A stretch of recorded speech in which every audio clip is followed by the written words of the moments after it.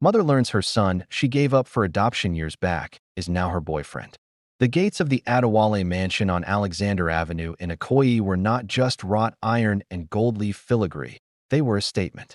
They whispered of old money, of generational wealth that had seeped into the very soil of Lagos Island. To the outside world, they promised grandeur and exclusivity. To 18-year-old Amina Adewale, they were the bars of a meticulously crafted prison.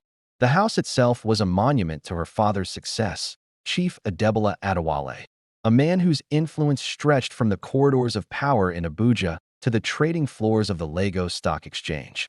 It was a sprawling white edifice with colonnades, imported Italian marble that gleamed coldly under the relentless sun, and windows so vast and clear they seemed to hold the sky itself. Yet, for all their transparency, they were a one-way mirror. Amina could see the vibrant, teeming life of Lagos, the hawkers with their colorful wares, the sleek cars, the groups of young people laughing with an easy freedom, but she could never truly touch it. Her mother, Alhaja Rukiyat Adewale, was the chief warden. A beautiful, stern woman with a taste for Ankara silks and political maneuvering, she curated the family's social standing with the precision of a museum director. Amina's life was a series of approved activities: French lessons on Tuesdays, piano on Thursdays, though her heart yearned for the talking drum she heard at a distant festival once, Quranic recitation before dawn, and supervised visits to the homes of other suitable families. Her friends were chosen for her, their conversations a bland exchange of pleasantries about university courses and future husbands. Amina, a lady is defined by her dignity, Alhaja would say, her voice a low, firm melody as she adjusted the hem of Amina's dress, ensuring it fell a modest inch below her knee. And dignity is preserved by discretion, by staying within the bounds that God and society have set for us. Freedom was a concept Amina devoured in secret. It was the dog-eared copies of Second-Class Citizen and Things Fall Apart hidden under her mattress, where characters made choices, however catastrophic. It was the contraband Nollywood films she watched on a tiny phone screen with the volume on low, dramas filled with passions and decisions her life utterly lacked. It was the sound of Fela Kuti's rebellious Afrobeat thumping from a neighbor's compound, a sound her father called the noise of indiscipline. Her escape, her hard-won key, was university admission, the University of Ibadan.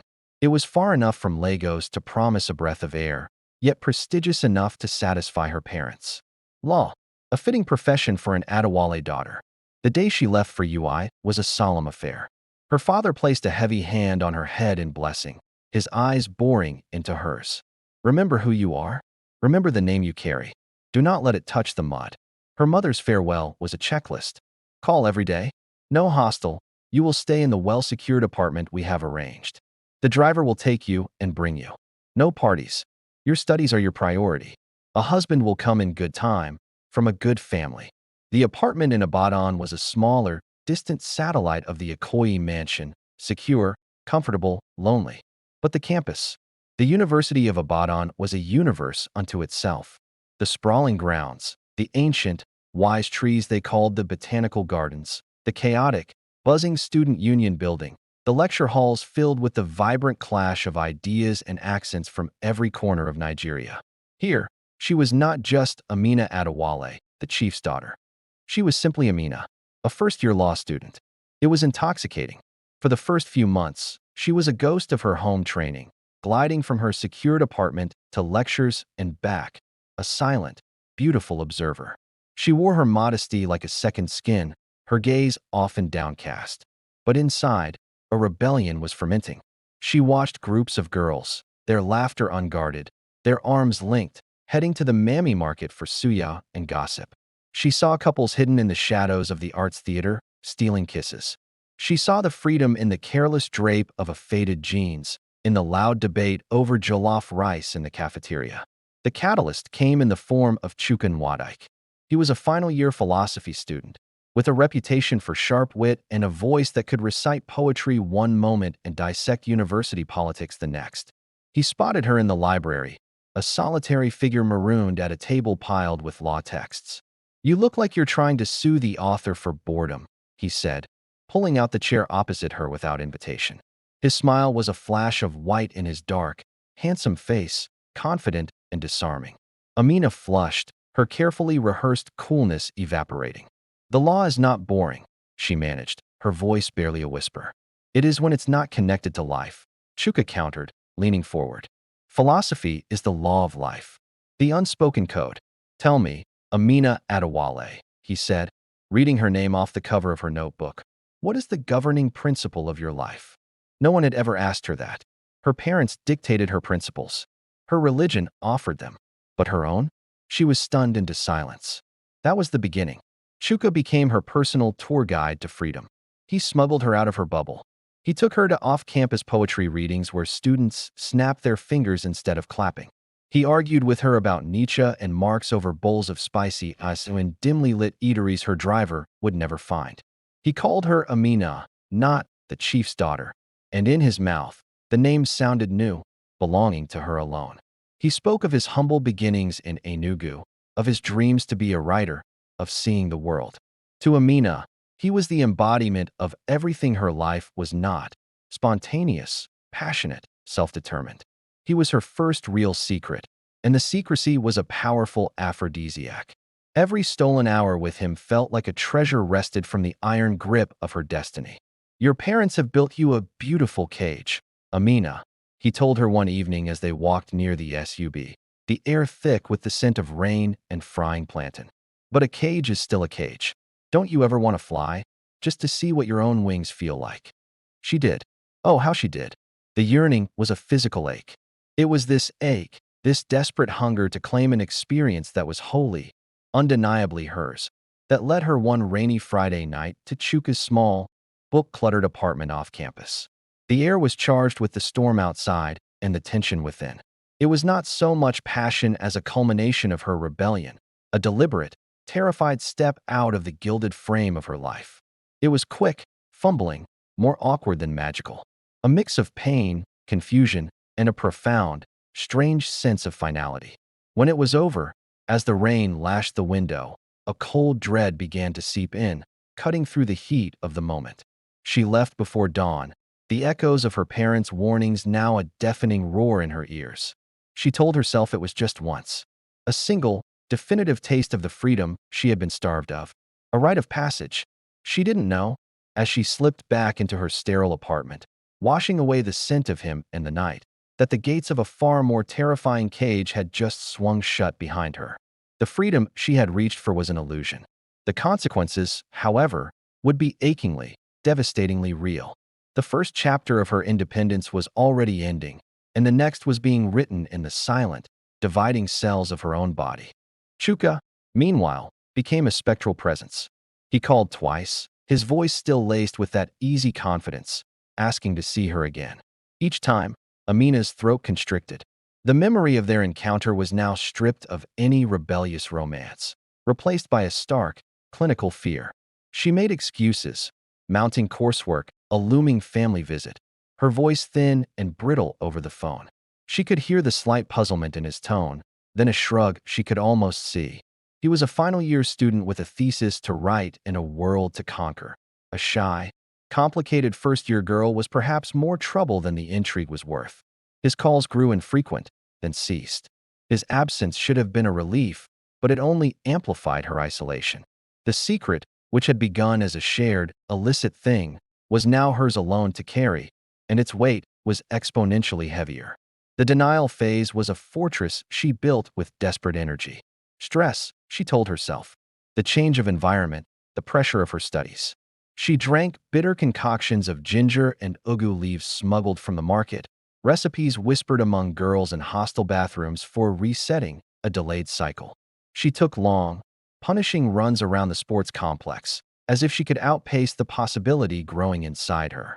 She even, in a moment of sheer panic, visited the campus chapel and the central mosque on the same day, offering frantic, contradictory prayers to any deity that would listen. But her body, once a passive ornament in her parents' curated world, had become an active, treacherous betrayer. A new, profound exhaustion clung to her bones by mid-afternoon. The smell of the diesel generator near her apartment, once merely unpleasant, now sent her retching over her bathroom sink. And most damning of all, her breasts felt tender and full, a strange, alarming change that no amount of stress could explain. The need for certainty became a physical compulsion. She skipped a lecture on constitutional law and took a Kiki Marwa to a pharmacy far from campus, in a bustling, anonymous part of Abadan. She bought 3 different pregnancy test kits, her face hidden behind large sunglasses, her voice a whisper to the disinterested attendant. Back in her apartment bathroom, under the sterile fluorescent light, the wait for the results was the longest 3 minutes of her life. She took all 3. The logic was that they couldn't all be wrong. They weren't. One after the other, the digital windows delivered their verdict with cruel, unambiguous clarity. Pregnant. Pregnant. Pregnant. The geometry of her world collapsed. The straight, narrow path laid out by her parents, law degree, law school, marriage to a suitable man, a life of dignified luxury, shattered into a million chaotic, sharp-edged pieces. The future didn't just look different, it vanished entirely, replaced by a terrifying void. Her first coherent thought was of Chuka. He had to know. He was part of this. He would have a plan. Perhaps a naive, desperate part of her whispered, he would be a hero.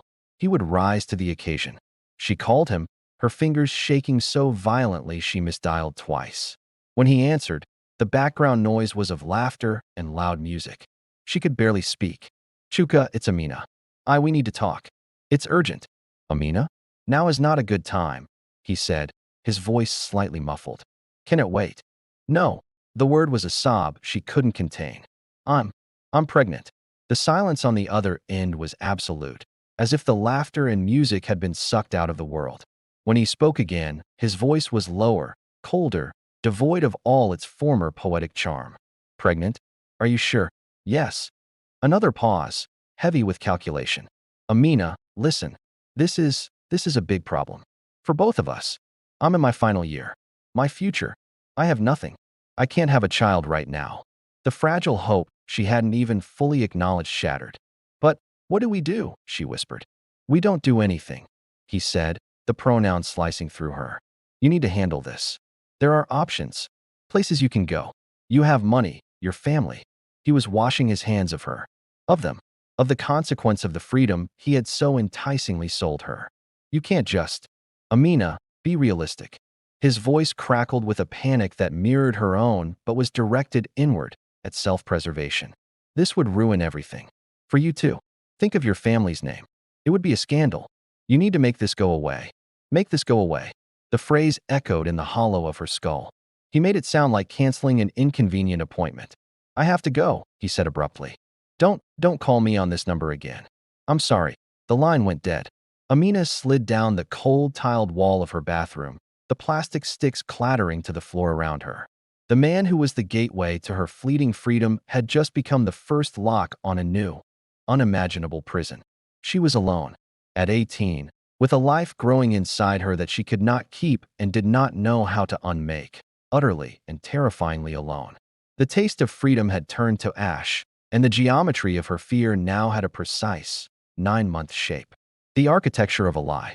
The days following the phone call with Chuka dissolved into a gray, formless haze. Amina moved through them like a ghost haunting her own life. The 3 positive tests, now wrapped in a plastic bag and shoved to the very back of her bathroom cabinet, were a radioactive core at the center of her existence, poisoning everything. The bustling campus was no longer a universe of possibility, but a gauntlet of prying eyes. She saw judgment in every glance, knowledge in every casual smile from a classmate. Her own body felt alien, a rented space housing a tenant she had never invited. The first, primal instinct was to tell her mother. A child's ingrained belief that a parent could fix anything, even this cataclysm, flickered briefly. She played the scene out in her head 100 times. The confession in the perfumed, opulent sitting room in Ikoyi.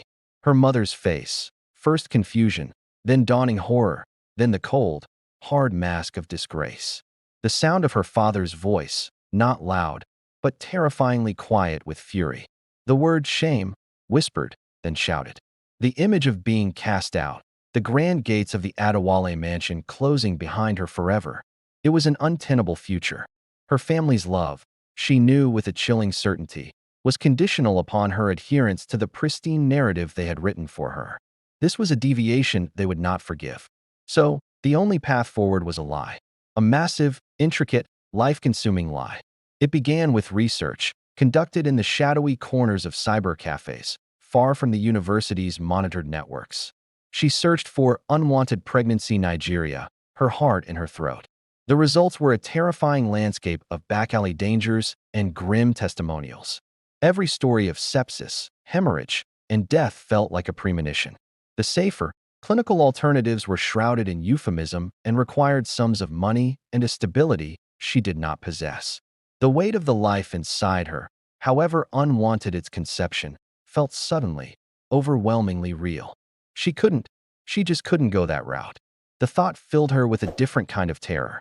Another option, slowly cohering from the panic, was to run. To disappear, have the child, and then what? Come back? With a baby? Impossible. Give it away and return as if nothing happened? The sheer scale of the deception was dizzying. Yet, it was the only architecture that it required funding. Her generous allowance was for books, food, and approved outings, not for financing a secret pregnancy. She began to skim. She bought cheaper notebooks, skipped lunches claiming a stomach bug, and sold a gold bracelet her aunt had given her for her last birthday to a discreet jeweler in Bodija. Every naira saved was a brick in her secret fortress. Next, the location. Ibadan was too close. Chuka was here, and rumors had wings. She needed distance, anonymity. She remembered a girl from her secondary school, Yawanda, whose less strict family lived in Sapil, Delta State. A casual inquiry, masked as nostalgia, yielded an address. Sapil. It was far enough, a middle-sized town where a stranger wouldn't raise too many eyebrows. The narrative, the lie she would tell her parents, was the most delicate part.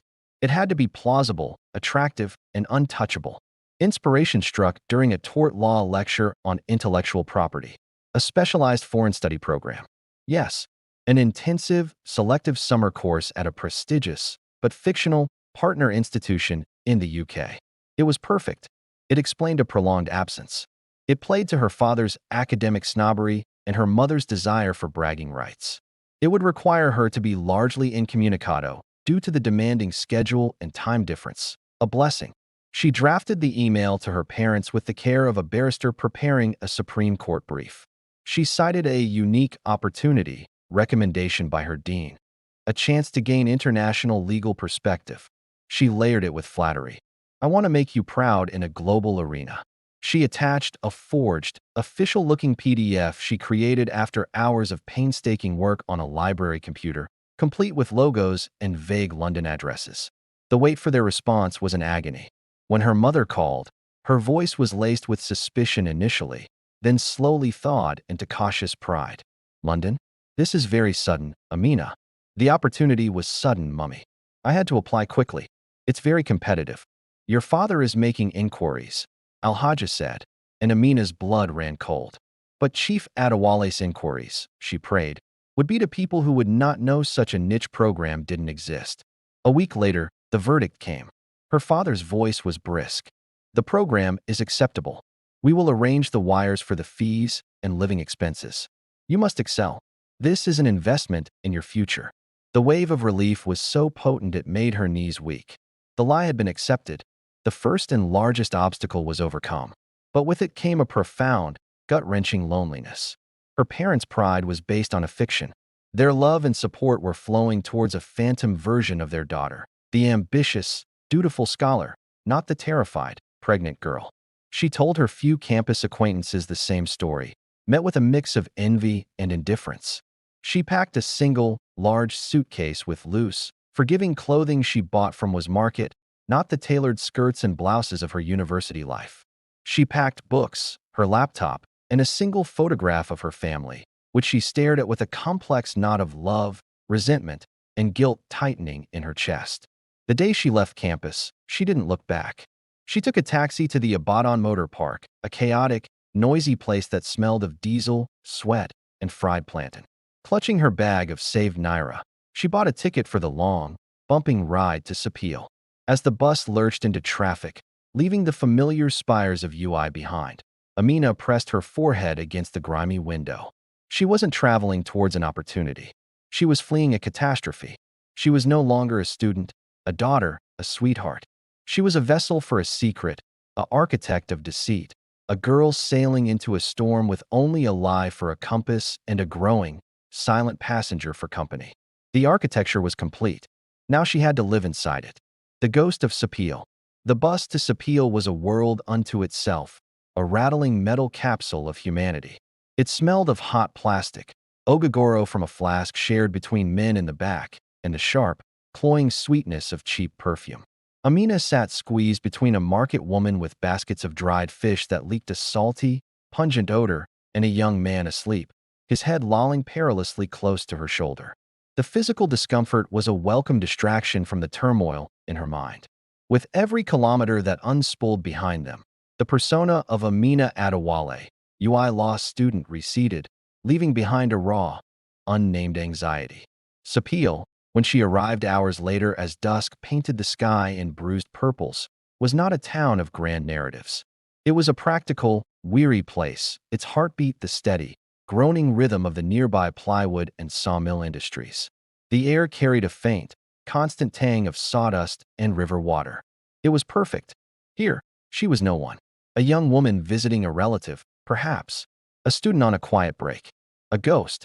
The apartment, secured through a terse phone call with a wary landlord, was a single room in a low, weather-beaten block of flats called Peace View Estates, which viewed neither peace nor anything resembling an estate. It was a box. For walls of peeling pale blue paint, a narrow bed with a thin foam mattress, a rickety table, one chair, and a small attached bathroom where a geyser promised, but rarely delivered, lukewarm water. A single window looked out onto a dusty courtyard where chickens scratched and children's shouts echoed. It was the antithesis of the Ikoyi mansion in every way: cramped, plain, anonymous. It was her sanctuary. Her life contracted into a stark, silent routine. She became a creature of shadows and careful timing. She shopped at the bustling main market early in the morning, buying yams, greens, and beans, avoiding the eyes of the chatty sellers. She wore oversized men's shirts and wrappers tied high above her swelling belly, a local style that masked her changing shape for months. She spoke to no one beyond the necessary transactional phrases. How much? Thank you. Fine. The loneliness was a physical presence, a cold companion in the small room. She missed the structured chaos of university, the sound of her mother's voice, even its reprimands. The fear was a constant hum. Fear of complications, fear of being discovered, fear of the future that loomed after the birth. But intertwined with the fear was a growing, bewildering connection. The life inside her ceased to be an abstract problem. It became him. She didn't know the gender, but in her heart, it was a boy, a son. She felt his first flutters, like the gentle brushing of a butterfly's wing deep within her, and she froze, her hand pressed to her abdomen, a surge of something akin to wonder cutting through the dread. She began to talk to him in the silent afternoons. "What are we going to do, little one?"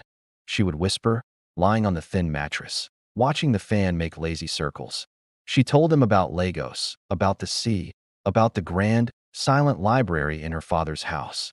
She apologized, over and over, her tears soaking the pillow. "I'm so sorry. I'm so young. I'm so scared. I have nothing to give you." Her body transformed, marking the passage of time her calendar did not. Her ankles swelled in the delta heat. Her back ached. The modest savings from her skimming and the money wired by her parents for the London program bled away on rent, food, and clandestine visits to a weary, overworked midwife at a local clinic who asked no questions but whose eyes held a universe of sad understanding. Each visit was a risk, but the need to know he was healthy overrode everything. The preparations were heartbreakingly simple. She bought a single packet of newborn diapers, a few plain white vests, and 2 wrappers from the market.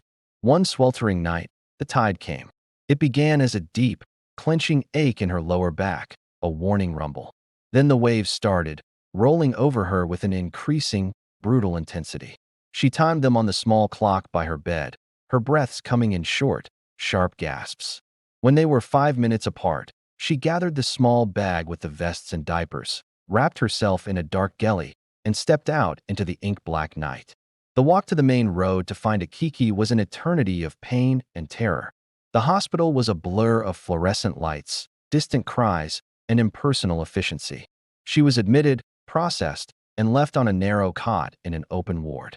There was no hand to hold, no soothing voice, just the primal, animal work of her body, tearing itself apart to bring forth life.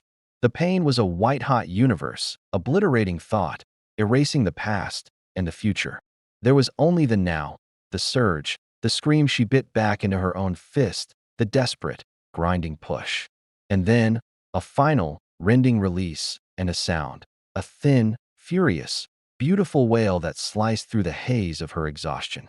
A nurse placed him, swaddled in a rough hospital cloth, on her chest. He was red, wrinkled, perfect. A shock of dark hair, eyes squeezed shut against the sudden light of the world.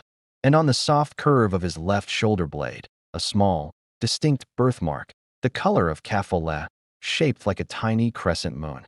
Her son, Ifani. Nothing is impossible with God. In that moment, holding his trembling, new life against her own battered body, Amina was not a scared girl, a liar, or a disgrace. She was simply his mother. A love so fierce and instantaneous, it was a new kind of pain flooded her, washing away every other emotion. She traced the crescent moon with a trembling finger, memorizing him. The curve of his ear, the shape of his lips, the weight of him, solid and real in her arms. For a few stolen hours in that noisy ward, as dawn broke over Sapil, she was a mother. She fed him. She sang a halting, tear-choked lullaby. She whispered her love and her impossible apologies into the delicate shell of his ear. It was the most real and the most ephemeral experience of her life. A love story that began at its ending. She held paradise in her arms, knowing she had to let it go at sunrise. The ghost of Sapil had given birth to a living, breathing soul, and now she would have to disappear, leaving only the memory of a crescent moon on soft skin behind. Ifani. The hours after the birth were a fragile, stolen cocoon.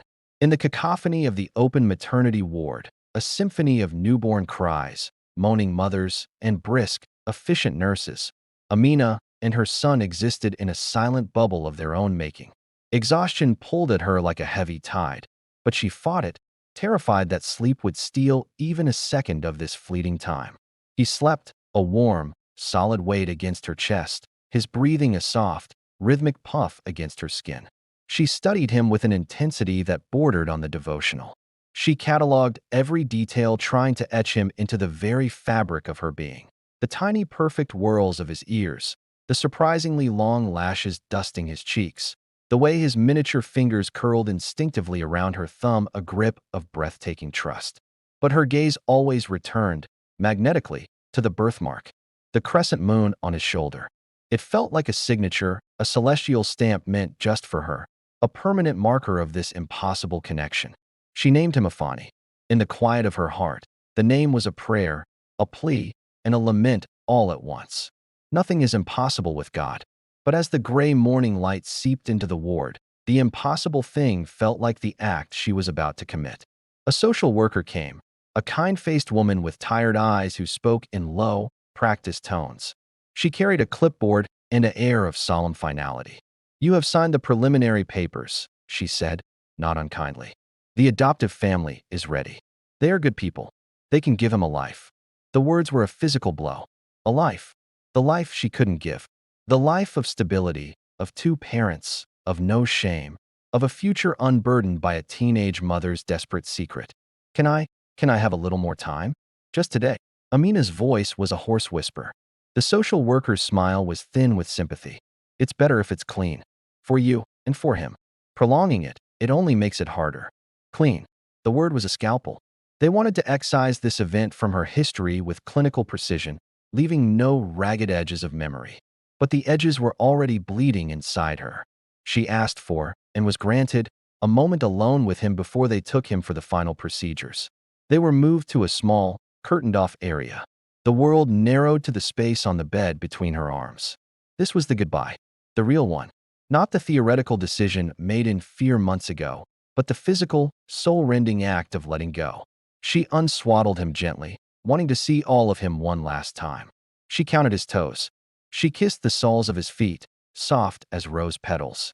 She pressed her lips to his forehead, breathing in his scent, milky, sweet, and uniquely his. Her tears fell freely now, dotting his skin like dew. Ifani, she whispered, her voice breaking on the syllables. My son, I am so sorry. I am so sorry. This is not because I don't love you. I love you more than my own breath. I love you so much it is breaking me. She choked on a sob, holding him closer. I am doing this because I love you. So you can have a chance. A real father. A safe home. A name that isn't whispered in shame. Please, please don't ever think you were not wanted. You were wanted. You are so wanted. You are my heart, living outside my body. She traced the crescent moon again, committing its exact curve, its placement, to a memory she knew would have to last a lifetime. I will look for this moon in the sky every night, she promised him, her words a torrent of grief and love. And I will pray for you. Every day, I will become someone you could be proud of. I swear it. She wrapped him back up, her movements slow, agonizing. She held him against her, rocking gently, humming a tuneless, tear-strangled song. She was imprinting the feel of him, the weight of him, the sound of his sleepy sigh. A soft knock came at the curtain. Time was up. Amina's entire body trembled as she placed one final, lingering kiss on his cheek. Then, with a strength she did not know she possessed, she lifted him and held him out toward the social worker who had quietly entered. The transfer was a moment of exquisite agony. The loss of his warmth from her arms felt like the loss of a limb, a sudden, shocking cold. The social worker took him, holding him with professional care. Ifani, disturbed, let out a small, whimpering cry. That sound would haunt Amina for the next 25 years. She watched, paralyzed, as the woman turned and carried him away, the curtain falling back into place behind her. The hollow return. The journey back to Lagos was a passage through a void. The bus ride was a reverse haunting. The vibrant chaos of the motor park, the hawkers selling plantain chips and sachet water, the cacophony of voices. It all seemed to happen on the other side of a thick, soundproof glass. Amina sat motionless by the window, her body a vessel of dull aches and profound emptiness. The small suitcase at her feet contained the remnants of her life in Sapil, the loose clothing now flat and empty, the unused baby vests and diapers she couldn't bear to leave behind, buried at the bottom like shameful artifacts. They were the only physical proof that Ifani had been real. The pain was no longer the sharp, tearing agony of childbirth, but a deep, bruising hollowness that seemed to have settled in her bones. Her breasts, tight and tender with milk that had no child to feed, were a constant, cruel reminder. She pressed her arms tightly across her chest, trying to contain the physical echo of her loss as the bus jolted along the highway. When the familiar skyline of Lagos emerged, a jagged silhouette against a hazy sky, she felt no homecoming joy, only a mounting dread. She was returning to a role she had abandoned, stepping back into a costume that no longer fit. The intensive study program was over. Now, she had to perform the part of the enriched, ambitious daughter. The gates of the Adewale mansion swung open for her, and the opulence felt alien, almost garish. The cold marble, the gleaming surfaces, the hushed, air-conditioned stillness. It was a world away from the humid, earthy reality of Sapil and the stark, crying warmth of the hospital ward. Her mother enveloped her in a perfumed embrace. Welcome home, my lawyer. You look thin. That English food, eh? No proper soup. Al-Hajja held her at arm's length, her sharp eyes scanning Amina's face, which was pale and shadowed beneath a veneer of exhaustion. You work too hard. Now we will feed you back to health. Her father gave a firm, approving nod from his armchair. You have done well. Initiative is the mark of leadership. We expect great reports. Their words washed over her, meaningless and suffocating. She smiled, a fragile stretching of lips that felt like cracking plaster. Thank you, Daddy. It was enlightening. She was taken to her old room. It was exactly as she had left it. The pristine white bedspread, the shelves of untouched childhood books, the framed photographs of a smiling, carefree girl she no longer recognized. It was a museum exhibit of her former self. She closed the door, leaned against it, and slid to the floor, the silent sobs finally racking her body. She cried for Ifani. She cried for the girl she had been. She cried because she had to do it in perfect silence, muffling her anguish in the plush fabric of her designer dress. The performance began in earnest. She had to reintegrate into a life that felt like a play she had forgotten the lines to. Friends called, eager to hear about London. She spun generic tales of museums and lectures, her voice flat, her descriptions devoid of any real detail. They seemed satisfied, enthralled by the glamour of the fiction. At the university, she resumed her studies. The law books felt heavier, the words swimming on the page. The passionate debates in class seemed trivial, childish. She had crossed into a realm of raw, human consequence they could not fathom.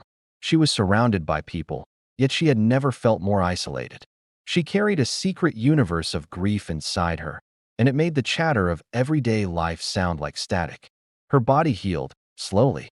The physical reminders faded, but the hollow space inside her did not. She found herself staring at babies in the market, her breath catching. She would wake in the night, her arms instinctively reaching for a weight that wasn't there, the ghost of a whimper echoing in her ears. The crescent moon birthmark became a private icon. She would find herself doodling its shape in the margins of her notes during tedious lectures. She threw herself into her studies with a grim, joyless determination. It was the only path forward, the only part of the life she was supposed to be living that she could still grasp. She became quieter, more reserved. The rebellious spark that Chuka had briefly fanned was utterly extinguished, replaced by a polished, impenetrable calm. Her parents remarked on her new maturity. They were pleased. They saw it as the fruit of her international experience, not as the scar tissue over a profound wound. Months passed, then a year. The sharp edge of the pain softened into a permanent, dull ache. Ifani's birthday was a private day of mourning she observed alone, lighting a single candle in her room at midnight, whispering her prayer for him into the flame before blowing it out. She had returned to the gilded cage.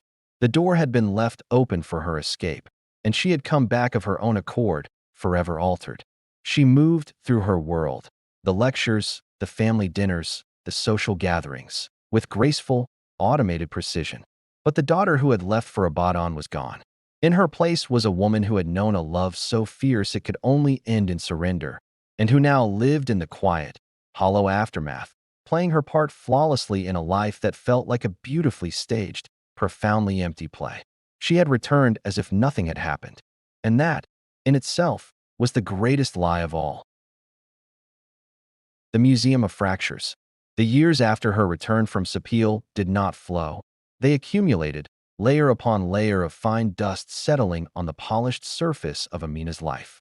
She graduated from UI with a second-class upper degree, a result that sparked a celebratory party at the Ikoyi mansion but left her feeling nothing but a vague relief. Law school in Lagos was a rigorous, numbing drill, a welcome distraction from the quiet chamber of her heart where Ifani's memory lived. She was called to the Nigerian bar, her photograph in pristine white wig and gown gracing the society pages of this day newspaper. Her parents beamed, their investment yielding the expected dividend. Amina smiled, the expression not reaching her eyes, which had grown older and more guarded. With the structure of education gone, the vast, empty plain of her personal life stretched before her. The hollow space within her, once raw and screaming, had crystallized into a kind of elegant emptiness, a museum where the artifacts of her grief were displayed behind glass. But the world saw a successful, beautiful, and eligible young woman from an impeccable family. And so, the suitors came. They became the next exhibit in her museum, each one a study in a different kind of fracture. The first was Femi, a banker with an easy laugh and plans that stretched to Toronto. He was charming, ambitious, and initially patient with her reserve. He spoke of futures merged, of duplexes in Banana Island, of children who would attend British schools. Amina felt a flicker of something, not love, but perhaps the possibility of a script she could follow. When he kissed her, she allowed it. But her mind was 1,000 miles away, in a small hospital ward where a different kind of intimacy had shattered her. Femi's plans grew more concrete, his impatience with her emotional distance more palpable. Then, a promotion came with a relocation to Canada. "Come with me, Amina," he urged, holding her hands. "It's everything we talked about." She looked into his eyes and saw a life that was a replica of her parents', transplanted to a colder climate. She saw a future where the ghost of a crescent moon would have no place. She hesitated, and in that hesitation, Femi saw his answer. He left with promises to call, to figure it out. The calls grew infrequent, then stopped. The fracture was clean, surgical. It hurt with the sting of rejection, but it was a surface wound. The deeper emptiness remained unchanged. Then came Tund, an architect with a poet's soul and a liar's ease. He didn't speak of grand plans. He spoke of connections, of understanding her deep, quiet beauty. He was the first man since Chuka who seemed to look past the Adewale facade and claim to see her. He listened, or performed listening beautifully.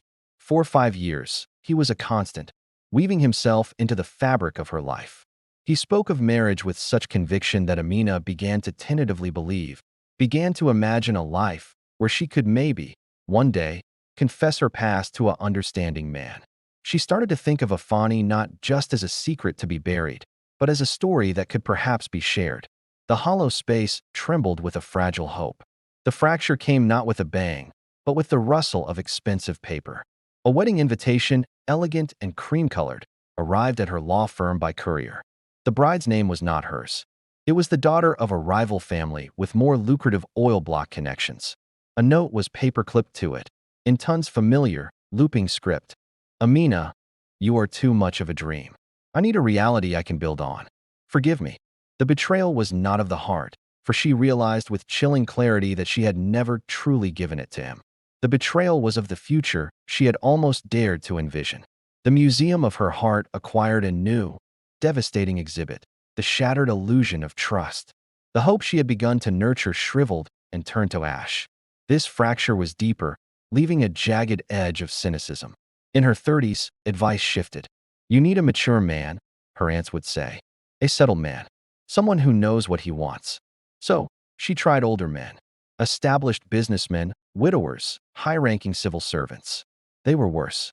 Their stability was a mask for profound selfishness.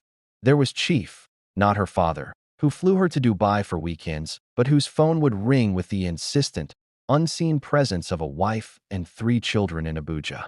There was the celebrated professor who praised her intellect, but whose idea of intimacy was a lecture on his own achievements. They lied about their assets, their families, their intentions. They saw in her a beautiful, well-bred ornament, a final trophy for a curated life. They had no interest in the woman with a hollow space and a history written in invisible ink. Each relationship, each fracture, added a new layer of glass to her museum.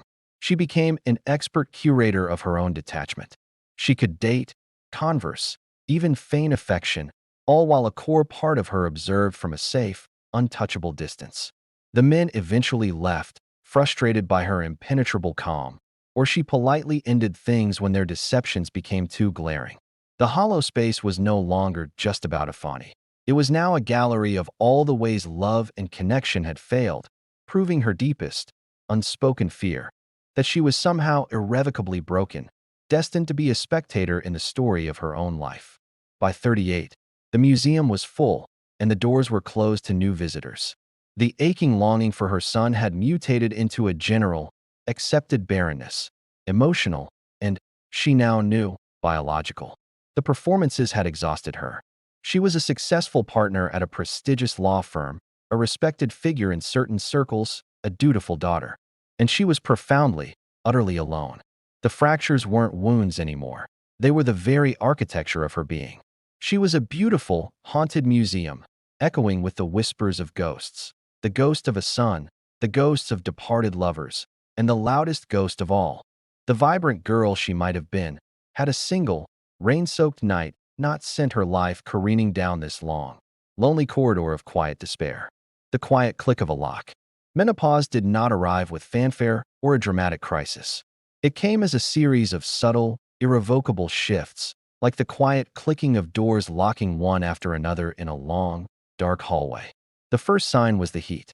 Not the familiar, humid Lagos heat, but a sudden, internal inferno that would blaze up from her core without warning.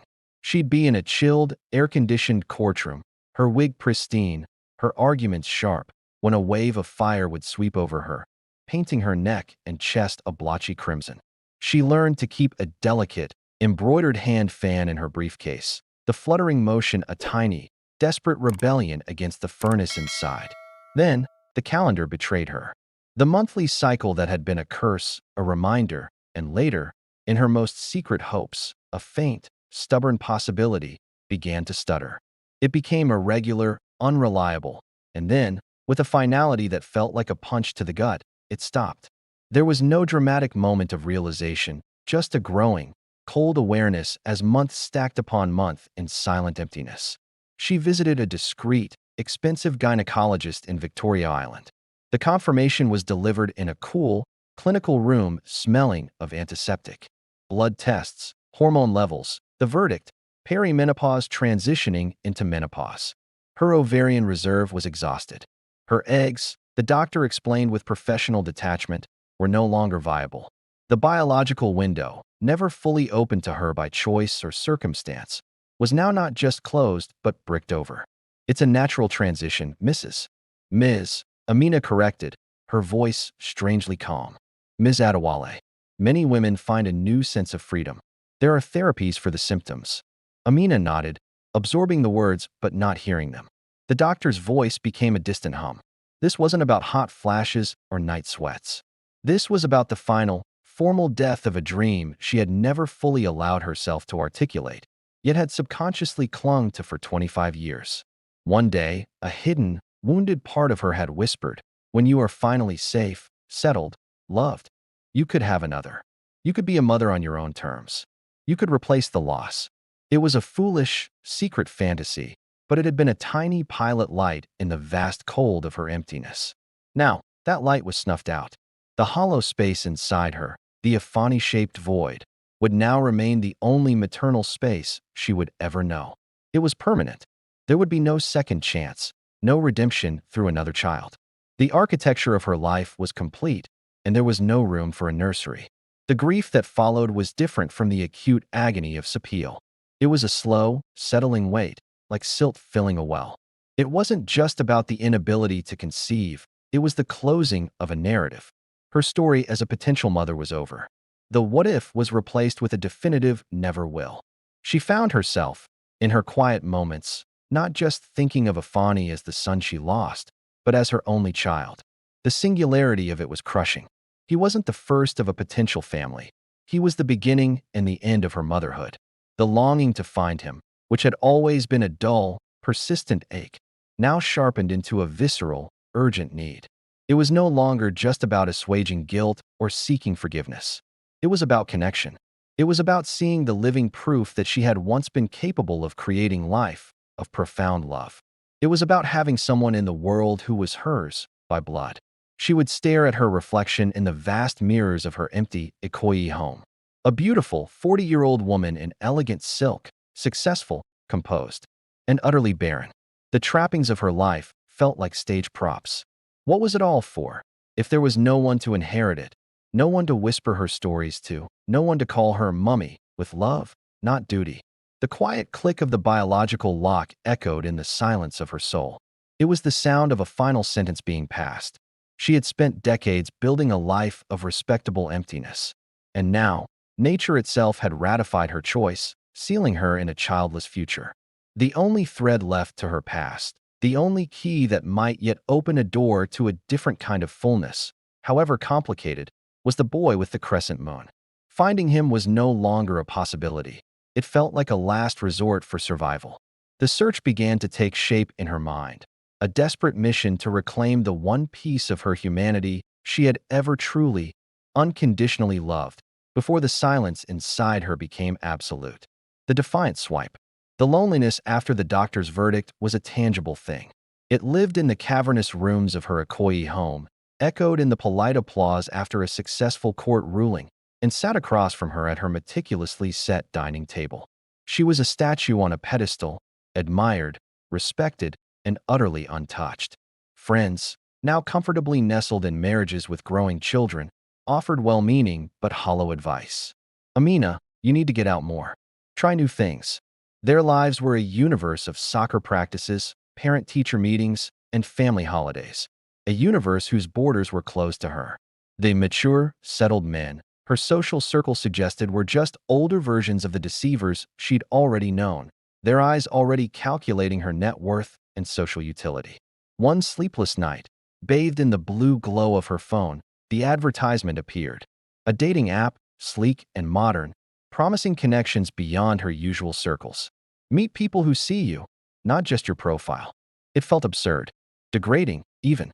Amina Adewale, of the Alexander Avenue Adewales, scrolling for a date like a common shopper? She dismissed it, but the idea festered.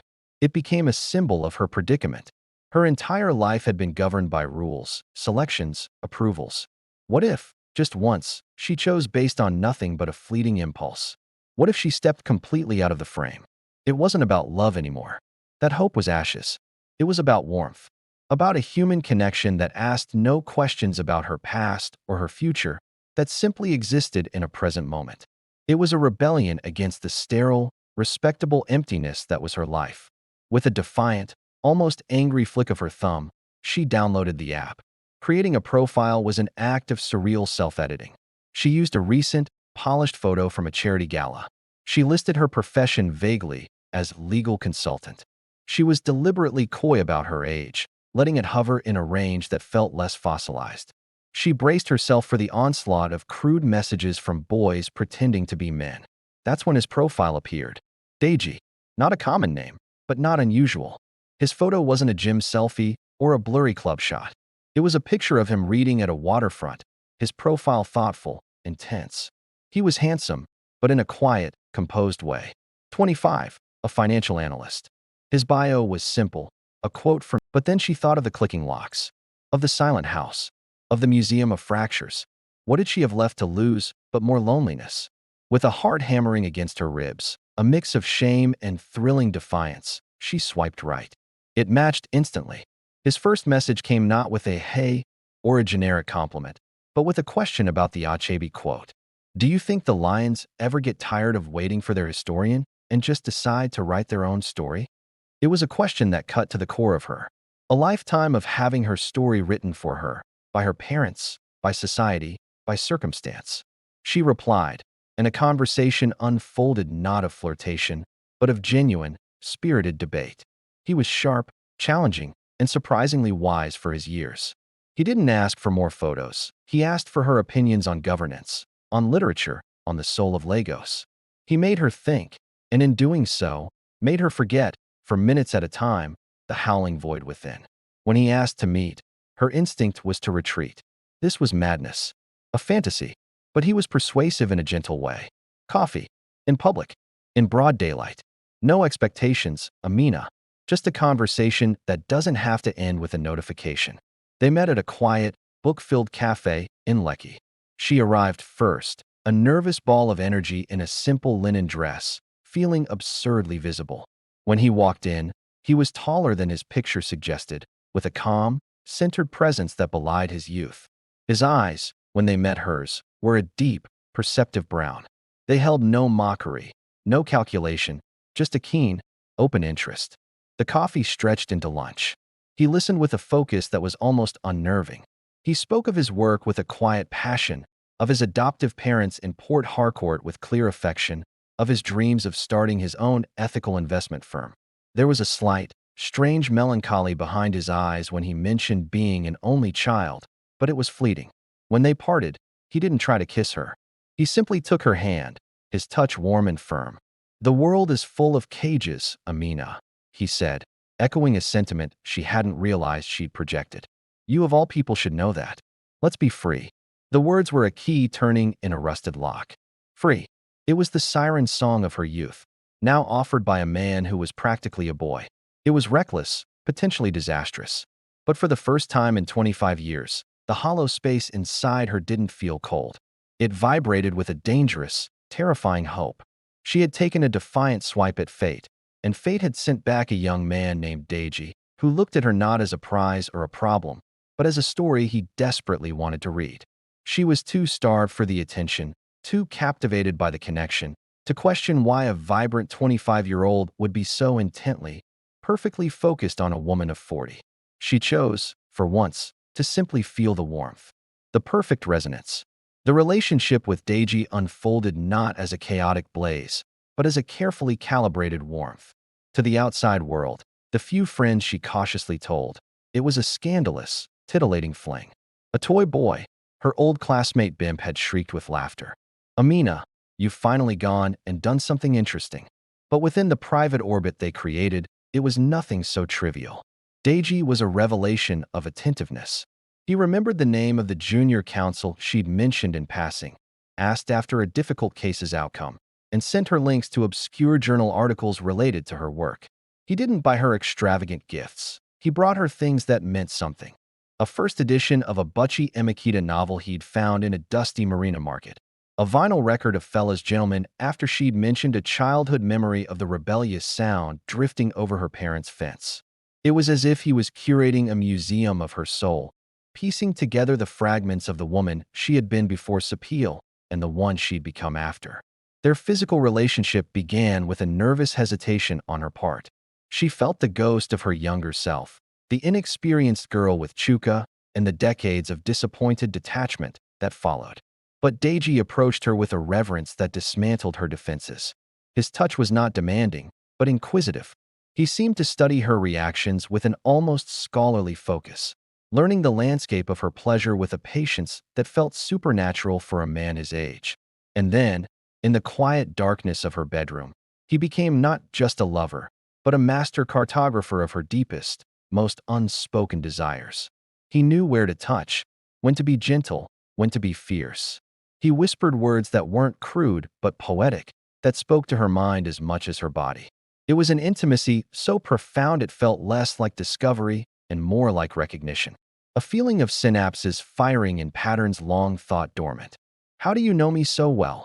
she murmured one night, her head on his chest, the sweat cooling on their skin. The question had haunted her for weeks. "It's like you have a map to me I never drew." He was silent for a moment, his fingers tracing idle circles on her bare shoulder. The air grew still. Then he kissed her forehead, his lips lingering. "Some connections are ancient," he whispered, his voice a soft rumble against her ear. "They live in the blood, in the bone. You don't question them, you just remember." The answer was strange, beautiful, and unsettling.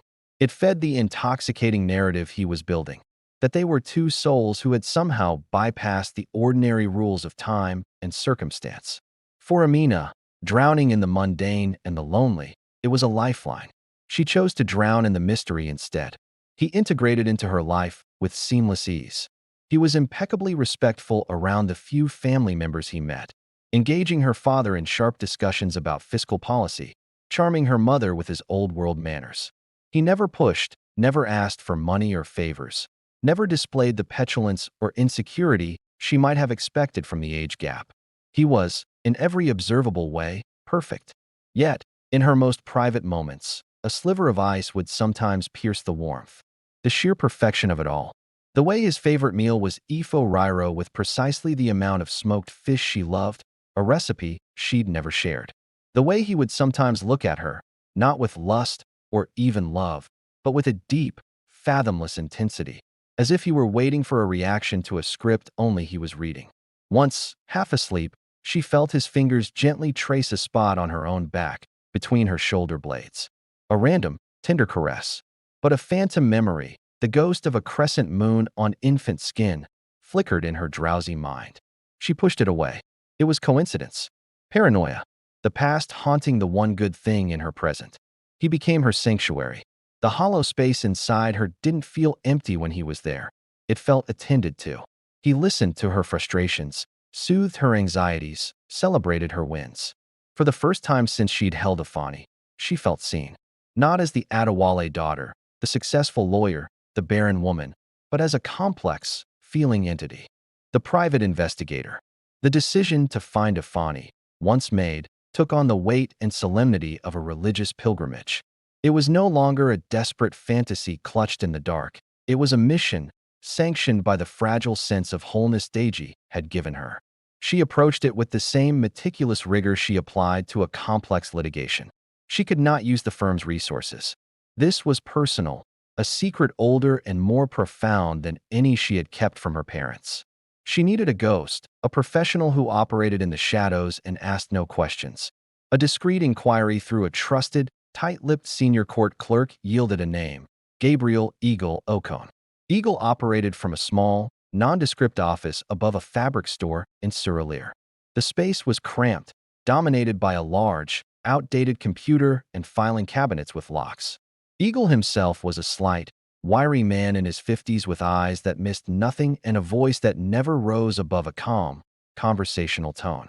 He had the weary patience of a man who had seen every human secret and found none of them surprising. "I need to find someone," Amina began, her voice steady despite the tremor in her hands hidden in her lap. She wore a simple, expensive pantsuit, a disguise of authority. A child, a man now, given up for adoption 25 years ago.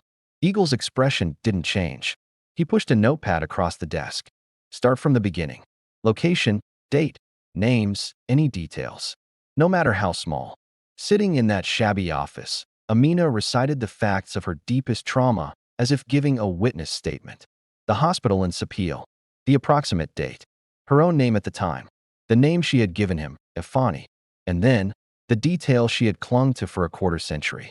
"He had a birthmark," she said, her voice dropping, "on his left shoulder blade, shaped like a small crescent moon." Eagle's pen paused, then continued its swift notation. "A unique identifier." That was gold. He asked about the adoption agency, but her memories were a haze of pain and paperwork. She remembered a social worker's kind, tired face, but no name. "It won't be easy," Eagle stated, setting down his pen. Adoption records from that era, especially private or informal ones, are often sealed, lost, or never properly filed. The name you gave him would not be on his legal documents. "The birthmark, that is our best lead, but it requires finding him first to confirm it. This will take time, and discretion costs." "Discretion is the primary requirement," Amina said, her lawyer's mask firmly in place. She slid an envelope of cash across the table, a substantial retainer. "Time is of the essence, but accuracy is paramount. I need to know, without a shadow of a doubt, that it is him." Eagle took the envelope without counting it, his eyes holding hers. "And when I find him, what is the desired contact?" Amina's composure faltered for a second. She looked down at her hands, now clasped tightly. I need to know who he is, where he is, that he is alive and well. A photograph, a current name. That's all for now." She couldn't articulate the rest. The hope for a meeting, the terrifying prospect of his hatred, the naive dream of integration into the new life she was building with Deji. Eagle gave a single, slow nod. "Understood. I will be in touch." The wait was an exercise in agonized suspension. Life bifurcated. There was the radiant, present-tense life with Deji, the dinners, the laughter in her quiet home, the profound physical connection that made her feel vibrantly alive. And then there was the shadow life, the silent, ticking clock anticipation of Eagle's report. She checked a secret email account she'd created for the purpose multiple times a day, her heart leaping at every notification, only to sink when it was spam. Deji noticed a new pensiveness. "You seem far away sometimes," he remarked one evening, massaging her shoulders as she stared out at the Lagos twilight. "Just a difficult case," she lied, leaning into his touch, guilt twisting with gratitude for his presence. "A lot of historical records to untangle." The irony was bitter. "History has a way of resurfacing when you least expect it," he said softly, his thumbs working a knot in her muscle. "But we can face anything, you know, together." His words, meant to be comforting, felt like a prophecy. She turned and kissed him, trying to lose herself in the tangible reality of him, to outrun the ghost she was actively pursuing. Weeks passed. Then, one Tuesday morning, the email arrived. The subject line was blank. The body contained only a time and a place. Eagle's office, for PM. The hours dragged. She performed her professional duties by rote, the words of legal documents swimming before her eyes. At 3:30 p.m., she pleaded a migraine and left the office. The drive to Surulere was a blur. Eagle's office felt even smaller, the air thicker. He didn't speak, simply gestured to the chair.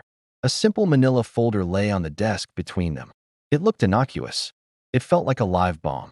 The trail was cold, but not impossible. Eagle began, his voice its usual calm monotone. The hospital had fragmented records from that period. I found a ledger entry for a male infant, mother listed as Amina A., transferred to a now-defunct private adoption service based in Port Harcourt. He tapped the folder. That service was absorbed by a larger agency in the early 2000s. Their archives were poorly digitized, but I found the case. The child was adopted at 3 months old by a family in Port Harcourt. Stephen and Grace Okafor. He was given the name Deji. Deji Okafor. The name landed not with a crash, but with a sickening, silent implosion. Deji.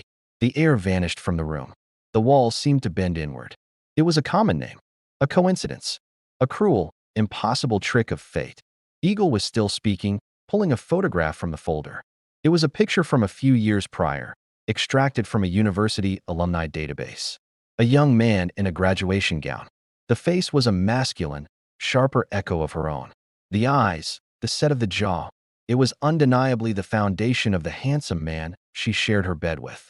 But it was the next document that severed the last thread of doubt. It was a scanned copy of an old, typed intake form from the adoption agency. Under distinguishing physical marks, someone had typed, small, light brown birthmark, crescent shape, left scapula. Scapula. Shoulder blade. A sound escaped her, a thin, choked gasp that seemed to come from someone else.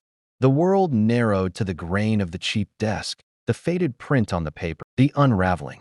The 3 days between receiving Eagle's report and confronting Deji were a waking coma. Amina moved through her life as a specter, her body performing automated routines while her mind whirled in a silent, screaming vortex. The grandeur of the Ikoyi mansion, once a symbol of security, now felt like a gilded sarcophagus. Every object, every space, was contaminated by his presence. The armchair where he debated with her father, the balcony where they'd shared evening wine, the bedroom where he had mapped her soul with a knowledge that was no longer mystical, but monstrous. She reread the investigator's file until the words lost all meaning, their horrific truth only solidifying into a cold, hard stone in her gut. Deji Okafor, son of Stephen and Grace Okafor, adopted. Biological mother, Amina A., distinguishing mark, crescent moon, left scapula. The perfection of their connection, which she had treasured as a divine anomaly, now revealed itself as a meticulously staged horror. His intuitive understanding of her, his preternatural calm, his whispered words about ancient connections and blood memory. They were not romance. They were a script. A script written by shared DNA and fueled by a motive she could not yet fathom, but whose shadow chilled her to the marrow. She examined every memory through this new, shattered lens. The way he'd trace her back in the exact spot. Had he been comparing, confirming? The way his favorite foods mirrored hers. Was it nature, or had he studied her? The profound, unsettling eye contact. Was it love, or was it observation? The bed they shared, the sanctuary of her body she had gifted him, now felt like a violated shrine. A wave of nausea would hit her at random moments, so intense she'd have to clutch a wall or sink to her knees. She canceled their plans with terse, unconvincing texts citing work emergencies. He replied with concern, then a gentle patience that felt like a further manipulation. "I'm here when you're ready, my love. Whatever you need. My love." The words were poison now. She knew she had to see him, to look into the eyes of the man who was her son and demand an explanation. The alternative, to vanish, to ghost him as Chuka had ghosted her, was untenable. This secret had defined her life. She would not let its final, grotesque unveiling be passive. She needed to hear it from him. She needed to see the lie crumble. She invited him to the mansion on a Thursday evening. She chose the formal sitting room, a space of stiff brocade and ancestral portraits, a room designed for performances. She needed the formality as a barrier. She wore a severe, high-necked black dress, armor against what was to come. She poured 2 glasses of a rich, red wine, her hand remarkably steady. The folder lay on the ornate coffee table between them, a plain manila tumor on the exquisite wood. When he arrived, he was beautiful and calm as ever, his smile warm with concern.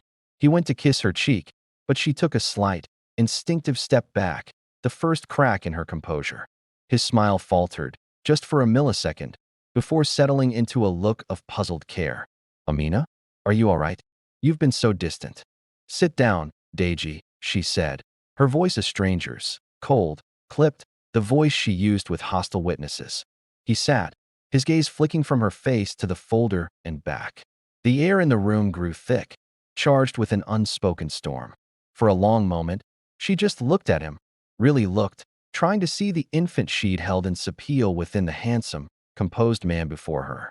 She saw it now, the curve of his eyebrow, the shape of his lips. How had she missed it?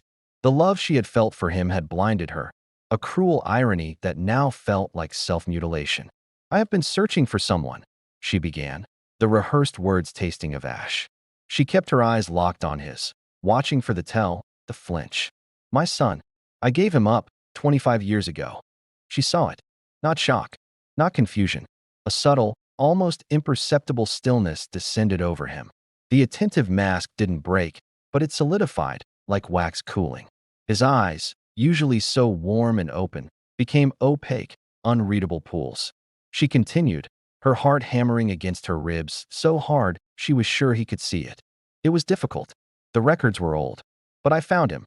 She reached out, her fingers trembling slightly as she opened the folder. She slid the graduation photograph across the table, then the intake form with the clinical description of the birthmark. She let the documents sit there, the evidence screaming in the silent room.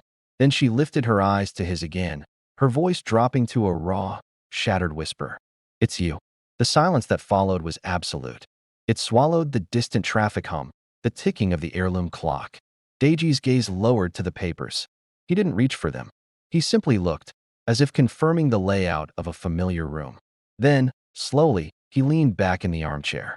He picked up his glass of wine, took a deliberate, thoughtful sip, and placed it back on the coaster with a soft, definitive click. The sound echoed in the hollow of Amina's soul. He looked up at her, and the gentle lover was gone. In his place was a man of serene, terrifying calm. When he spoke, his voice was flat, devoid of all the warmth she had come to crave. "I know, Amina," he said. "I've known since our second date. Your name was on the original, unsealed records my adoptive parents gave me when I turned 21. Amina Adewale." I cross-referenced. It wasn't hard. The confirmation was a physical blow, worse than the discovery. The air was punched from her lungs. The room tilted. She had braced for denial, for shock, for anger. She was not braced for this chilling, premeditated confirmation. You knew." The question was a guttural thing, ripped from a place of primal hurt. "All this time? Why? Why?" It was the plea of a child, of the mother, of the betrayed woman. All three voices merged into one shattered cry. A humorless smile, thin and cold, touched his lips. It was a smile she had never seen before, and it transformed his beloved face into something alien and frightening. "Why did I pursue you? Why did I become the perfect lover?" He leaned forward slightly, his elbows on his knees, his eyes glinting with a frost that seemed to radiate from his core. "You gave me away. You discarded me to save your reputation, to keep your comfortable life. For 25 years, I carried that abandonment. My parents were good people, but the ghost of you was always there. The ghost of the mother who didn't want me. I was a child," she sobbed, the tears she'd been holding back finally breaking free, hot and shaming. "I was terrified. I thought it was best for you. You thought of yourself," he cut in, his voice still dangerously, infuriatingly calm. It was a prosecutor's voice, delivering a closing argument. "So, I wanted you to know what it feels like. To have something perfect, something that feels like love and destiny and home." He paused, letting the words she had once whispered to him hang in the air like poisonous smoke. "And to have it ripped away. To be left with nothing but the shock and the ruin. I wanted you to fall in love with the son you threw away. I wanted you to trust me with your body, your secrets, your loneliness." He looked at her, his gaze sweeping over her tear-streaked face, her shaking form, with a detached, almost clinical interest. "And then I wanted you to find out. To see the horror in your eyes. It was the only form of repayment I could engineer." The word repayment landed like a death knell. This wasn't a tragedy of fate. It was a meticulously planned retaliation. Every touch, every whispered confidence, every moment of profound intimacy had been a transaction. A deposit in an account of vengeance, now fully collected. "You are my son," she whispered again, as if the biological fact could nullify the moral abyss that had opened between them. He stood up, looking down at her where she sat, broken and small. He straightened the cuffs of his shirt, a final, casual gesture of utter control. "I am the consequence," he corrected, his voice devoid of any emotion now. "The payment is complete." He turned and walked towards the door. The aftermath. The night did not end when the door clicked shut. It solidified. It became a substance Amina had to breathe, thick and suffocating. The silence in the mansion was no longer peaceful. It was accusatory, echoing with the ghost of his voice, her sobs, the chilling click of the wine glass on the coaster. She sat in the brocade armchair for an eternity, her body rigid, her mind a blank, white static. The initial shock was a merciful anesthetic, but as the hours bled into the deep night, it wore off, and the raw, flayed pain began. It came in waves, each more vicious than the last. First, the visceral revulsion. Her skin crawled with the memory of his touch. The hands that had brought her such profound, worshipful pleasure were the hands of her infant son. Her stomach clenched, and she stumbled to the nearest bathroom, retching violently over the gold-veined marble sink, though there was nothing in her stomach to expel but bile and horror. She scrubbed at her mouth, then at her arms, her face, as if she could scour away the intimacy, the memory of his lips on her forehead, her neck, everywhere. The shower she took was scalding, her skin turning an angry red, but she still felt unclean, violated in a way that went beyond any physical act. Then came the suffocating weight of the betrayal. It wasn't the simple betrayal of a lover's lie. It was a tectonic betrayal of the natural order. He had weaponized the most primal bond, mother and child, and turned it into a perverse instrument of torture. Every whispered, "I love you," every tender glance, every moment of vulnerability she had shared had been observed, catalogued, and used against her. He hadn't just broken her heart. He had poisoned the very wellspring of love within her. The museum of fractures from her past was now a smoldering ruin. This was not a fracture. It was an annihilation. Guilt, her oldest companion, returned with a new, twisted ferocity. "This is your punishment," a voice hissed in her mind. "For Sapil, for signing those papers, for choosing your life over his. He has merely collected the debt you owe." The logic was circular and damning. Her act of abandonment, born of teenage terror, had spawned a monster whose sole purpose was to make her relive that abandonment from the other side, with compound interest. She had created the instrument of her own destruction. Dawn came, a gray, indifferent light creeping across the polished floors. She was still in the sitting room, still in the black dress, now wrinkled and damp with sweat and tears. She hadn't slept. Sleep would mean dreams, and her subconscious was a minefield she dared not enter. Her phone buzzed on the table. A message from Deji. Her breath hitched. With a trembling hand, she picked it up. "I trust the payment was received in full. Do not contact me again. I have no mother." The clinical finality of it was worse than any rant. It was a banker closing an account. It was a judge passing a life sentence. "I have no mother." With 5 words, he erased the biological truth, the 25 years of longing, the hours of labor, the memory of the crescent moon. He consigned her to the void from which she had tried to reclaim him. A new, paralyzing fear gripped her. The evidence. The investigator's file. What if he had copies? What if this was just the first move? Would he expose her? Send the file to her aging parents? To the society pages? The scandal would kill her mother, shatter her father. The pristine Adewale legacy would drown in a tide of unspeakable gossip. Her career, her standing, everything she had built on the foundation of that original lie would crumble. She snatched up the folder and the photographs. In a frenzy, she tore the papers to shreds, then burned them in the large kitchen sink, watching the evidence of her sin and his vengeance curl into black ash. But she couldn't burn the truth. It was inside her, in her DNA, in the scars on her soul. The days that followed were an exercise in existing as a ghost. She called in sick to work, citing a severe, contagious flu. She disconnected the landline. She ignored calls from friends and concerned colleagues. The mansion staff were given paid leave. She wanted no witnesses to her disintegration. She wandered the empty rooms, a stranger in her own home. She would pass a mirror and flinch from the haunted, hollow-eyed woman staring back. She stopped eating. Sleep, when it came, was fitful and populated with nightmares. Chuka's laughing face morphing into Deji's cold smile. The Sapil hospital bed transforming into her own bed in Akoi. The sound of a baby's cry becoming the soft, knowing whisper. Some connections are ancient.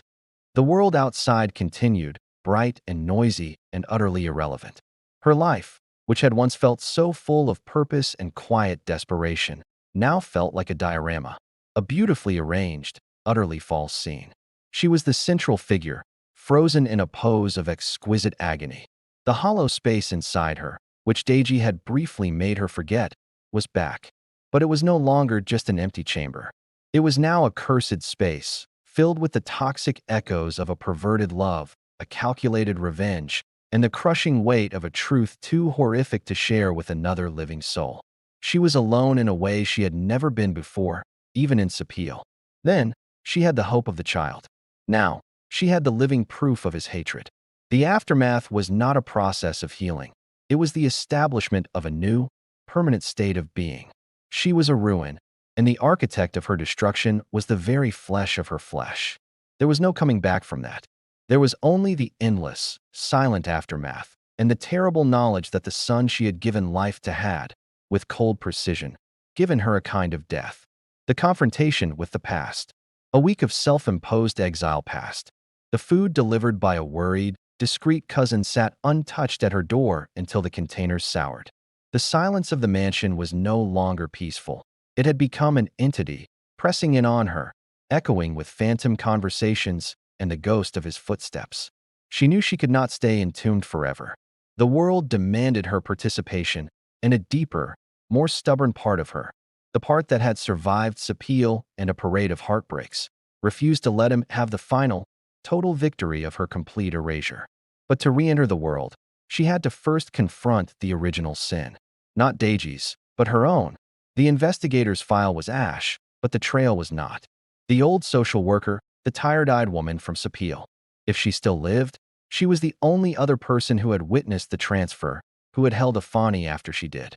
Amina needed to look into eyes that had seen her as that broken girl, not as the polished lawyer or the violated woman. She needed to hear, from an external source, the truth of that moment, to ground the surreal horror of the present in the concrete pain of the past. It took 2 days of focused, desperate digging using skills she'd honed in legal discovery. The story spilled out of Amina in a broken, chaotic torrent. Not the polished, careful narrative, but the raw truth, the fear, the loneliness of the blue room, the agony of the birth, the crescent moon, the signing of the papers. And then, haltingly, the impossible horror of the last few months. The meeting, the perfect resonance, the discovery, the cold revenge. She left out no detail. Her shame and agony laid bare before this stranger who was, in that moment, the closest thing to a confessor she had ever had. Mrs. Ease listened in absolute silence. She did not gasp, did not judge, did not offer empty platitudes. When Amina finished, spent and weeping quietly, the old woman let the silence sit for a while, heavy with the weight of the tale. The boy, Deji, Mrs. Ease finally said, her voice low and sorrowful. I remember processing the adoption to the Okafor family. Good people. They wanted a child desperately. They named him Deji, the one who has come to stay. They gave him love. She looked directly at Amina, her gaze piercing. But a child can have 2 homes in his heart, one of love and one of absence. The absence can become a ghost, and that ghost can grow angry. She leaned forward. You made a choice from a place of child fear. It was not a mother's choice, because you were not yet a mother in your spirit, only in your body. You thought you were saving him from shame, from struggle. But a child does not understand shame. A child understands only presence and absence. He felt the absence. Amina sobbed, the validation of her guilt a new kind of pain. I have paid for it every day, and now he has made me pay in a way I could never have imagined. Yes, Mrs. E said simply. He has turned your choice into a weapon. He has become the ghost, made flesh to haunt you. It is a terrible, wicked thing he has done, a sin that may be greater than the one he believes you committed. Hearing someone else name his actions as wicked was a small, strange anchor in the storm. What do I do? Amina whispered, the question of a lost child. Mrs. E sighed, a sound of infinite weariness. You cannot undo the past. Not yours, not his. You can only choose what to do with the ruins. She paused. You came here for a reason, not just to confess. You came to see the woman who took him from your arms. To remember that the act of letting go, however flawed, was also an act of hope. Hope that he would have a better life. Did he? Amina thought of the man Deji had presented himself as educated, articulate, successful. Materially, yes. In every other way. I have poisoned it. You did not poison his life. His anger did. His choice did. Mrs. Ease's voice grew firm. You must now make a choice. You can let his revenge be the end of your story. You can let it define you, destroy you. Or you can take this new, terrible knowledge, and you can decide to live despite it. Not for him, for yourself. How? The word was a plea. By facing the other ghosts, Mrs. Ease said. The ones you have been running from for 25 years. Your parents. The truth you hid. You built a life on a secret, and that secret has now birthed a monster. A house built on sand cannot stand. You must tell them. Amina recoiled in fresh terror. It would kill them. Or it might, finally, set you free. The disgrace you feared at 18 is nothing compared to the hell you are living in now at 40. You have already faced the worst thing imaginable. What is their disapproval next to your son's vengeance? The drive back to Lagos was different. The weight was still there, crushing and immense, but it had shifted slightly. It was no longer just the weight of Deji's hatred, but the weight of a necessary, terrifying duty. Mrs. Ease was right. The house of cards had collapsed in the most spectacular way. There was no point in trying to rebuild the facade. The only way out of the ruins was to clear them, to expose the rotten foundation to the light, no matter what grew or died in the glare. She was not healed. The violation still crawled on her skin. The hollowness was now filled with broken glass. But a new resolve, fragile as a seedling in cracked earth, had taken root. She would not let him win by her disappearance. If she was to be broken, it would be on her own terms, in the full light of the truth she had spent a lifetime hiding. The confrontation with Deji was over. The confrontation with her own life was just beginning. The living scar. The decision to tell her parents was not a moment of clarity, but a surrender to an inevitable truth. The foundation of her life, the lie of Sapil, had not just cracked. It had erupted, spewing forth a horror that made the original deceit seem like a childish peccadillo. Preserving their peace now felt like a continuation of the same cowardice that had led her here. She was done with cowardice. It had cost her everything. She chose a Sunday afternoon, the time traditionally reserved for family lunches that were performances of harmony. The table was set with her mother's finest china, the air fragrant with ofada rice and rich stew. Chief Adebola Adewale sat at the head, a newspaper beside his plate, a symbol of unassailable authority. Alhaja Ruqayyat presided over the serving, her movements efficient, her smile a familiar, polished curve. Amina had not eaten in days. She sat, her hands folded in her lap to hide their tremor. She wore a simple, high-necked dress, her hair pulled back severely, presenting herself as a penitent. You are too thin, Amina, her mother chided, spooning extra stew onto her plate. This work is consuming you. You need a holiday. Perhaps when Deji is free, you could travel together. The mention of his name was a shard of glass in Amina's gut. It was the opening she needed, though it felt like stepping off a cliff. Deji is gone, she said, her voice unervingly flat in the sun-drenched dining room. Her father looked up from his paper, a slight frown on his brow. Gone? What do you mean? And what do you mean, gone? Her mother echoed, her spoon pausing midair. Did you have a quarrel? These things happen. He is a reasonable young man. I will call him. Don't. The word came out sharper than intended. Amina took a shaky breath. There is something I need to tell you. Something I should have told you 25 years ago. The atmosphere in the room congealed. Her father slowly folded his newspaper, placing it beside him with deliberate care. For a long minute, the only sound was the hum of the air conditioner. Then, her mother made a small, wounded sound, like a trapped animal. She stood up abruptly, her chair scraping back, and left the room without a word, her footsteps hurried and unsteady on the marble floor. Her father remained seated. He looked at his daughter, really looked at her, perhaps for the first time since her return from London. He saw not the successful lawyer, the social asset, but the terrified girl he had failed to protect and the broken woman that girl had become. This man, Chief Adewale said, his voice a low, dangerous rumble. This, Deji. He dared to do this to an Adewale? To my daughter? The anger was there, but it was not directed at her. It was the old, territorial fury of a patriarch whose property had been violated. It was something, at least. It doesn't matter who we are, Daddy, Amina said, exhaustion weighting every word. It only mattered to him that I was the mother who left him. And he is my son, your grandson. The word grandson hung in the air, a bizarre, grotesque title for the architect of this ruin. Her father flinched, the familial connection a complication his rage couldn't easily process. "We will deal with him," he stated, his mind already turning to leverage, to legal threats, to the silencing power of wealth. "No," Amina said, with a finality that surprised even her. "You will do nothing. This is mine. It is between him and me. And it is over." She pushed her chair back and stood. She felt 1,000 years old. "I have told you because I have lived a lie in this house for too long. The disgrace you feared, it is here. But it is not from society. It is inside me. And I have to learn to live with it." She left them there, amidst the congealing food and the shattered illusion of their perfect family. She did not go to her old room. She went to the seldom-used library, a room of leather and silence. She stood before a large, antique map of the world, its edges faded. Her life felt like that map now. The borders she had known were false, the terrain inside them a landscape of betrayal and pain. Deji's revenge was complete, but in its absolute completion, it had freed her. Freed her from the prison of the secret. Freed her from the desperate hope of a conventional love story. Freed her even from the crushing need for his forgiveness. She would not disappear. She would not let his vengeance be the last word on her life. The love she had felt for him, for the infant of Fani and, treacherously, for the man Deji, could not be unmade. It was a scar, but it was living tissue. It was part of her. She would return to her law practice. She would walk into the courtroom, her wig a crown not of dignity, but of survival.